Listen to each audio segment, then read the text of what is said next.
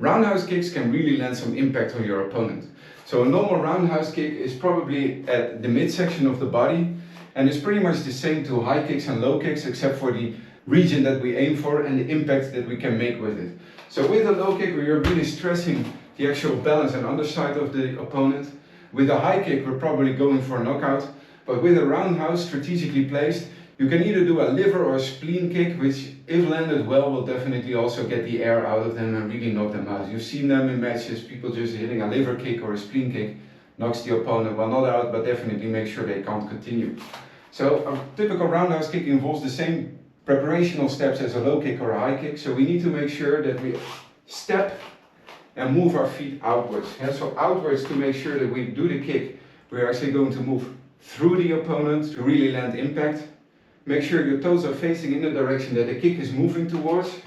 So either if I'm balancing on my right foot, the toes should be facing right. If I'm balancing on my left foot, my toes should be facing left. And then we make the kick with rotational force. For the roundhouse kick, rotational force is key. So make sure if you step out that you use your hips. Everything initiates from the bottom. So it initiates from your feet, from the stance that you have, coming upwards to your hips. And then as a logical consequence, your foot will follow. Just like that. A roundhouse can really pack a lot of punch. So it's really a power move that you apply to get some damage done to your opponent. So make sure, preparation, that you move it outwards, make sure that you rotate and then come in with the kick. The kick itself, you can decide whether you just want to make a very quick motion from ground directly to impact, so kind of a diagonal motion. Or if you want to, especially if the opponent reads you and is going to try and block it or maybe grab it, you can decide to move your leg upward. But mind you, this will make the trajectory longer, so you will take more time to actually execute the technique and they may read it even better. Yeah, so you can do it diagonally, like this, or you can do it in a karate fashion, like this. Yeah, that is up to you, it's up to you to decide.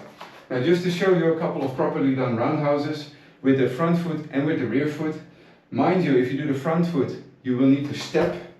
Yeah, you need to step in or switch and then do it. Then there's no step involved because the switch is the step. If you do it with the rear, all you need to do is just rotate your foot. Yeah? So with the front, switch or directly with a step.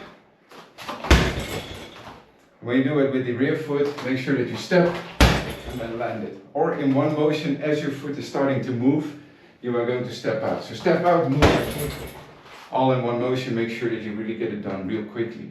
You should aim for hitting the opponent with, let's say, the lower part of your lower leg. So don't hit it with the top of your foot.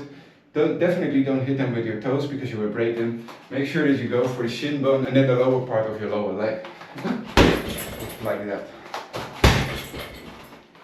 So that's a roundhouse kick, the power move of MMA.